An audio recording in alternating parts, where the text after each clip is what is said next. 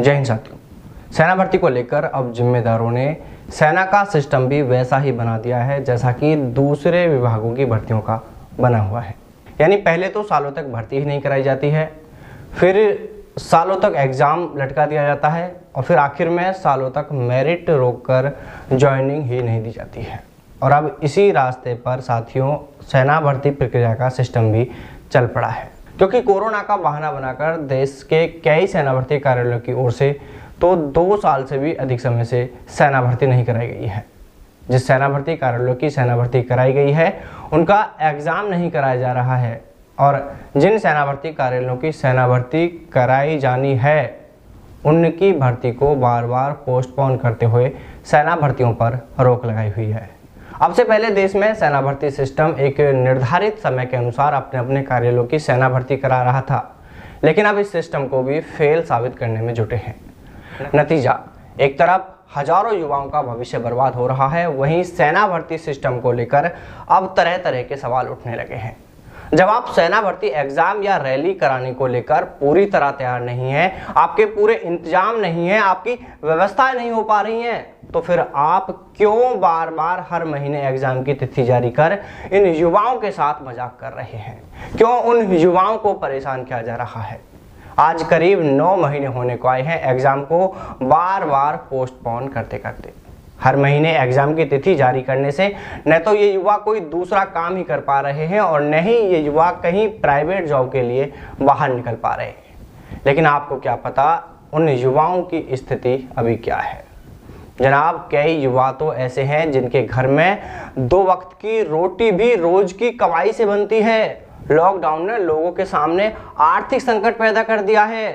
सेना भर्ती की तैयारी करने वाले अधिकतर युवाओं पर इस वक्त कर्ज हो रखा है, क्योंकि सेना भर्ती की तैयारी करने के लिए अकेडमियों को भी हजारों रुपये महीने फीस के देने पड़ते हैं।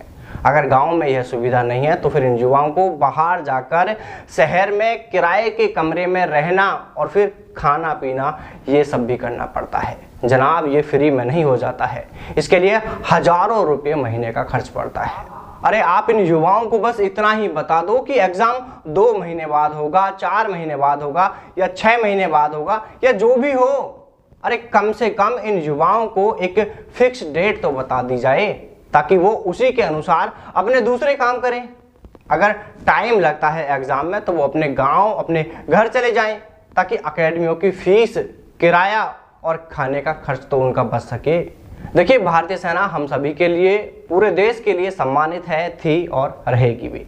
लेकिन भर्ती के सिस्टम को राजनीति से दूर रखकर और पूरे सिस्टम को पारदर्शी बनाते हुए चलना होगा, क्योंकि एग्जाम पोस्टपोन करने को लेकर बार बार कोरोना का जो खतरा बताया जा रहा है वह कारण सही नहीं है। युवाओं को सही जानकारी नहीं दी जा रही है। आप कोई सिस्टम डेवलप कर रहे हो, सेना भर्ती प्रक्रिया में कोई बदलाव कर रहे हो या कोई दूसरा कारण है, तो आप इसके बारे में युवाओं को सही जानकारी तो दो। क्योंकि कोरोना का कारण बताकर एग्जाम को पोस्टपोन किए जाने की बात पर गुस्सा आता है। और कोरोना सिर्फ सेना भर्ती रैली और एग्जाम के लिए ही है क्या? दूसरा कोई भी कार्य किया जाए उसमें कोरोना का खतरा नहीं है। अभी राजस्थान में रीट का एग्जाम हुआ था, एसआई का एग्जाम हुआ था। इन परीक्षाओं में 33 लाख अभ्यर्थी शामिल हुए थे, तब कोरोना का खतरा नहीं था क्या? लेकिन सेना भर्ती रैली में रोज 3 से 4 अभ्यर्थी दौड़ लगाएंगे तब कोरोना का खतरा है, और एक सेंटर पर करीब 3,3500 युवा एग्जाम में शामिल होंगे तब कोरोना का खतरा हो जाता है। अरे अजमेर में मार्च महीने में कोटा एआरओ की ओर से सेना भर्ती कराई गई, तब नहीं था क्या खतरा? जब देश में रोजाना कोरोना के लाखों केस आ रहे थे तब राजनीतिक पार्टियां चुनावी रैली व चुनावी सभाएं कर हजारों लोगों की भीड़ जुटा रही थी, क्या तब नहीं था कोरोना? अरे ये तो सरासर इन युवाओं के साथ नाइंसाफी है। आज सत्ता में बैठे, पावर में बैठे लोगों की ये मनमानी है। और सबसे बड़ी गलती तो सेना भर्ती तैयारी करने वाले युवाओं की है। वो ये सोचते हैं कि सब कुछ हम ही कर दें और आपको कुछ नहीं करना पड़े। आपको कहा था कि आप जो भी 10, 20, 50 युवा एक साथ ग्रुप में तैयारी करते हैं वो सभी मिलकर आपके साथ हो रही इस नाइंसाफी को लेकर कोर्ट का दरवाजा खटखटाएं।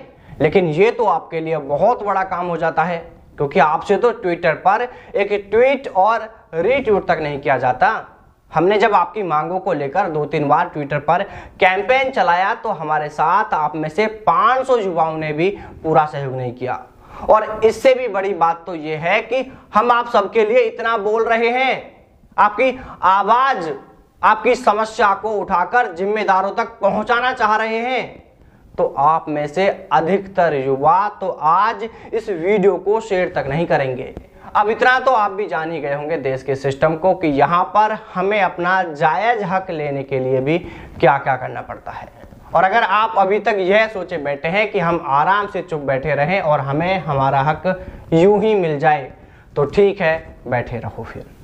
देखिए, डी न्यूज अकेला एक ऐसा चैनल है जो आपके हित के लिए, आपके हक के लिए बेबाकी से निडर होकर लगातार आपकी आवाज उठाता रहा है, लेकिन हमें आप सभी का पूरा सपोर्ट नहीं मिल पा रहा है। क्योंकि जिस दिन आप सभी एकजुट होकर सिर्फ इस वीडियो को ही शेयर कर दोगे, तो साथियों आपको यकीन दिलाना चाहेंगे कि जिम्मेदारों की आंखें तो हम खोल देंगे। आपके साथ जो दो तरफा व्यवहार किया जा रहा है, आपके भविष्य से जो खिलवाड़ किया जा रहा है, वो हम नहीं होने देंगे। लेकिन आपको इसके लिए हमें पूरी तरह सपोर्ट करना होगा, वीडियो को ज्यादा से ज्यादा शेयर करना होगा। देखिए, लिखने और बोलने के लिए तो हमारे पास में बहुत कुछ है, लेकिन वीडियो ज्यादा बड़ी हो जाएगी। इसलिए हम आखिर में केंद्र सरकार, सभी राज्य सरकारों और सेना भर्ती बोर्ड के अधिकारियों से कहना चाहेंगे कि आप इन युवाओं की परेशानियों को देखते हुए, इनकी पीड़ा को समझते हुए जल्द से जल्द सेना भर्ती रैली और एग्जाम कराएं। इसके अलावा यदि किसी बदलाव या किसी अन्य कारणों से रैली व एग्जाम पर रोक लगाई हुई है, तो आप उसके बारे में भी सही जानकारी इन युवाओं को जरूर दें। तो चलिए साथियों, फिर मुलाकात करते हैं आपसे सेना भर्ती से जुड़ी किसी नई अपडेट के साथ। तब तक सावधान रहें, दलालों से दूर रहें, अपना और अपनों का ख्याल रखें। जय हिंद, जय भारत, वंदे मातरम।